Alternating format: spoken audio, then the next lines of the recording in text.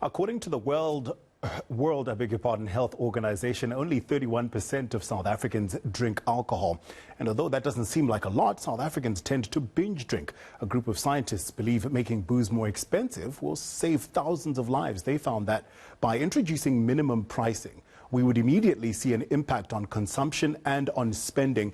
Making a drink no cheaper than 10 Rand could reduce consumption by almost 4.5% and increase income by over 18%.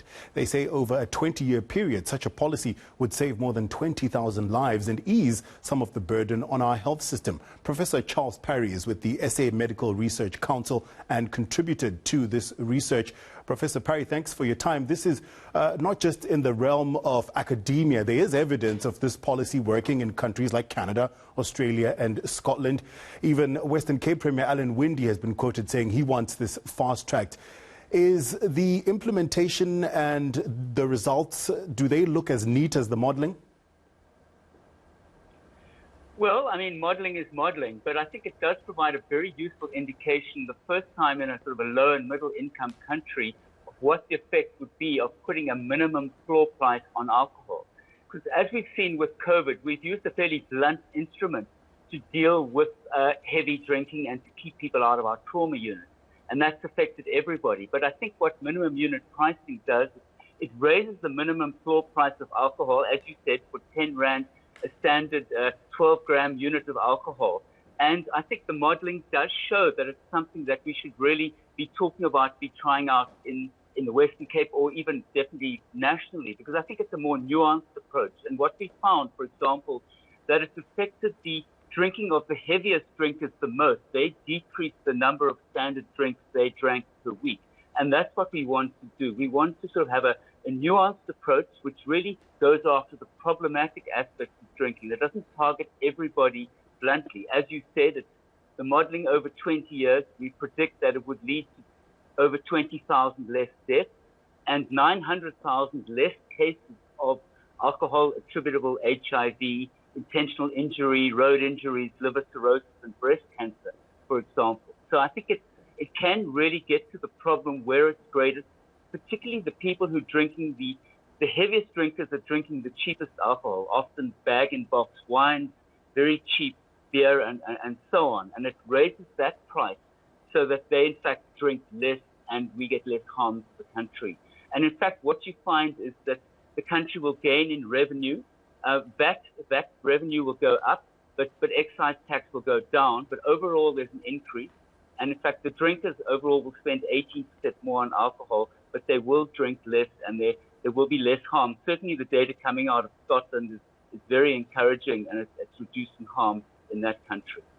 Professor, through the lockdowns, we've seen that when someone wants to get a drink, they will make a plan one way or another. Would increasing the price of alcohol not then drive some sort of illicit trade?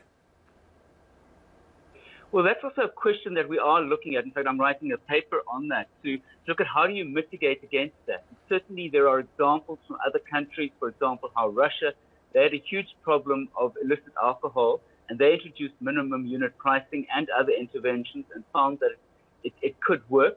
You need to implement things like a tracking and tracing on products so that you can go after those products which are being sold illegally. Illegal alcohol that's made and sold through illegal outlets, that also needs to be addressed. So policing is part of it. Educating people about the harms of home brews. But, it certainly shouldn't go in on its own. It's part of a strategy that needs to be implemented with other strategies. But I think there's much more that we could do to deal with illicit alcohol. And we shouldn't just throw up our hands and say, well, we can't do anything. We shouldn't try this. I think there are strategies that will reduce the illicit alcohol use, and they need to be implemented at the same time. Professor, let's talk about the other ways that we could stem this drinking problem, because increasing the minimum price of alcohol might just be treating a symptom and we're not really getting to the disease.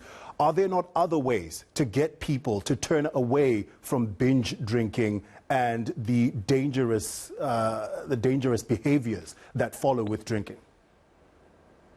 Well, part of the problem, obviously, it does reside in the drinker, and we need to provide treatment and interventions for those people who are struggling and want to deal with it.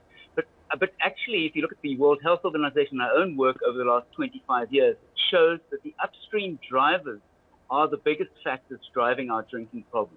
So we need to look at things like the marketing of alcohol, which says that to be successful economically and socially that you need to drink. So that's one thing we need to address. We need to look at our billboards, which are just sending out messages telling people that drinking is a way to success. So advertising restrictions, excise taxes, the pricing issue is hugely important in addressing heavy drinking. And then the availability of alcohol, hours of sale. We've shown, for example, with the various restrictions on alcohol sales during the last 18 months that we can have an impact. Not that we want prohibition, but currently we have a lot of alcohol sold through unregulated outlets all hours of the night and day. And that's also something that we need to address. So a multi-pronged strategy, but minimum unit pricing is certainly something that should be considered in the basket of intervention. And as a country, we need to look at our legislative framework. We have legislation from 2017, the Liquor Amendment Bill, which is with the Department of Trade, Industry and Competition, and that stalled since then. Professor Parry, thank you so much for your time. Professor Parry from the Medical Research Council, and he says pay more for booze and maybe we will have less people in our trauma units. We will have less people binge drinking. It's something to think about. Up next.